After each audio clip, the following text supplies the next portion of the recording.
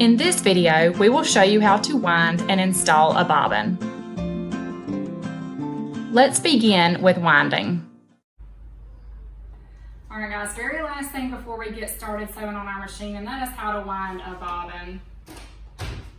So to wind a bobbin, you are going to have to unthread your machine if it was already threaded. I'm only going to show you on the one machine because it's pretty much the same for every machine. The principles are very much the same and everything's going to run kind of the same way. So unthread your machine, you are going to have to do that.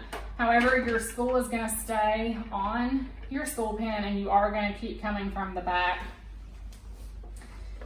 Now, if you have been sewing with your machine, you're going to have to access your bobbin, which we've already shown you how to do. On this model, I have to take my flatbed attachment off. I'm going to pull my shuttle cover down, pull out my bobbin cover. My bobbin is inside. And I'm going to pull him out, and normally he's not going to have any thread on him. He's going to be bare because typically when you take your bobbin out to wind it, it'll be because you ran out of bobbin thread, and you'll know that that happens because even though you're sewing and there's thread on the top, it's not actually holding those stitches, and everything will just pull right apart, and that's no fun.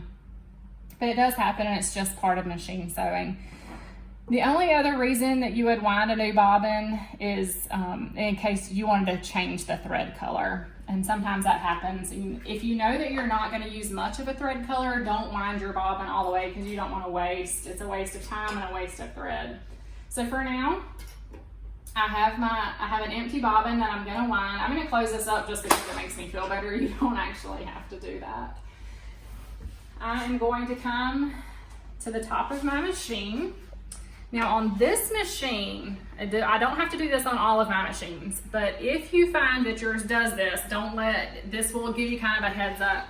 I hold my hand wheel with one hand and I do what they call disengaging the hand wheel. You see that I kind of have two knobs here. I'm gonna hold one and spin the other. When I do that, you see I've got no thread uptake lever action, no needle action happening. I have disengaged the hand wheel. That's telling my machine, I don't want you working over here, I want you working up here.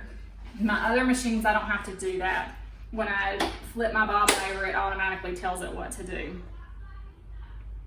So, if you have that, now you know.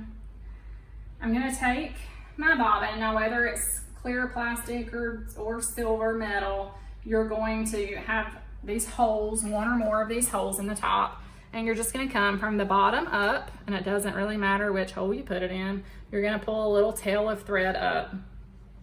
Now, people do this different ways. I'm gonna show you all the way that I do it. I take my bobbin and pull back. I showed you guys this little knob earlier and told you we were gonna use it later. It's not for threading our machine, it's for winding the bobbin. So I'm gonna come around this little bobbin winding pin and drop my bobbin here. On this particular machine, my bobbins have a notch. Some machines do this and others, they don't seem to care. That notch is gonna line up with this spring. So when you drop it, just do your best. I don't find that I have to be crazy exact, but it'll kind of match up for you naturally. Then I'm going to push my bobbin until it clips over to here. Now, this is something that I have to always be cognizant of, and that is keeping this back thread, or both pieces of thread, really from being really loose, because it seems like if they're loose when I get started, I have problems and my bobbin gets crazy. So what we're gonna do, we're gonna hold on to this thread. We're just around, up through, and make sure you push it over. If you have to disengage your wheel, do that. So that's where we are. I'm gonna press down on my foot pedal lightly. Oh, actually, I better turn my machine on, guys. I'm gonna let that go about that far. So holding on to here. If it snatches it from you, it's okay. Just grab it and go. These are my kitchen scissors, y'all. Don't cut fabric with kitchen scissors, but this little piece of thread won't hurt for today. So now that it's wound a little ways, I can cut that and let go. You don't want to just let go. You do definitely want to trim that down. And then we're going to press. And once I see that it's really winding the bobbin really nicely and evenly, I will put the pedal to the metal watch and make sure. Let me stop it for a second because I was getting loud. Make sure that your spool doesn't jump off. That's happened to me before. So a nice speed that you're comfortable with. And I'm actually, well, I'll let it go a little bit longer. That's about as full as I want my bobbin to get. Now I will tell you, this model and all of the other machines I've ever worked with, once your bobbin gets completely full, it will actually kick it out. Does that make sense? So you're pushing the pedal down and it's just going, going, going, and then all of a sudden you hear, and everything stops. That is because it's full and your machine's telling you, hey, your bobbin's full, stop, so that you can't overwind. However, if I let this machine do that, the older this machine's gotten, I don't know if I have torn it up or if it's just getting old and I need to let somebody look at it. The older this machine has gotten, the more I've realized it will almost overfill the bobbin. All I did there was pull these off and cut them apart, y'all. It'll overfill the bobbin and then I can't get it in and out of the bobbin cover. And if it can't go in and out, it can't spin properly in there. And then if we've got that happening, your whole machine's gonna gum up and it's a really bad situation. I actually made the mistake of letting myself do that the other day. Now that you're familiar with how to wind the bobbin, let's take a look at how to install this bobbin back in its machine. Now, when you put your bobbin back in the bobbin casing, it is very important that you do that correctly. Every machine is a little bit different. This machine I happen to know because I've read the manual several times. When I put it in, I want my thread to be coming over the top so that when I pull, it pulls in a clockwise direction.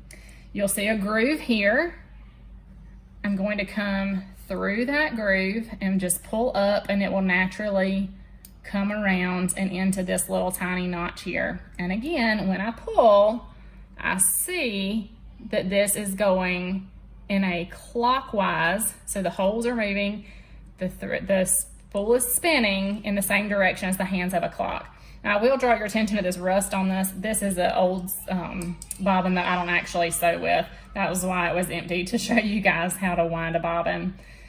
Now I have another machine that wants it to go the other way. So you see how my thread is coming from the opposite direction, and if I were to load this, let me pull on it. See how my holes are spinning in the opposite direction? That is not a good thing, folks. If this is not the way your machine wants your bobbin to load, you are going to have problems. It will let you put it in. It will let you start to sew. It will quickly stop you from sewing. It will not be a good situation. So before I actually load this in, I don't want to put it in incorrectly. So like I said, my machine manual tells me to hold this out. I find that I don't actually have to. As long as I line that arm up and I don't hear as much of a click. And I'm gonna grab my kitchen shears again, or kitchen scissors. You're gonna leave a little bit of a tail, not a lot. If I had left all of this, it would either be bunched up in there. Bunched up loose thread is always a bad thing with sewing machines, or it would have been out here and it would have gotten caught and tangled.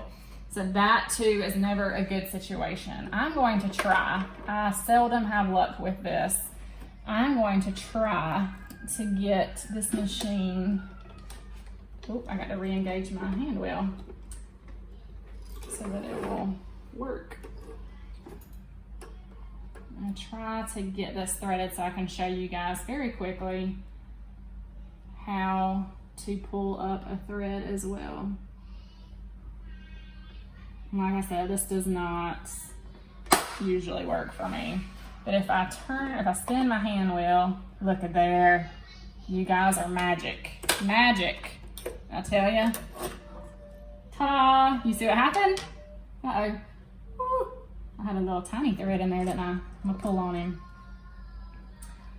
Now I have two threads. This one that came from the top and this one that came from the bottom. This is my bobbin thread. So when we sew, we're gonna have two threads. Now usually you want to pull this bobbin thread up before you start sewing because it'll keep it from bunching and making a mess on the bottom. I usually just end up with bunched up bottom messes because I usually cannot get it to come up. But you guys are my good luck charm. I got the thread up. This is what your machine should look like when you get ready to sew. You can leave your flatbed off. You can put your flatbed back on. Whatever it is that makes you feel comfortable. Now it is time to start sewing. Good luck. Thank you for joining us for this Florida 4-H instructional video.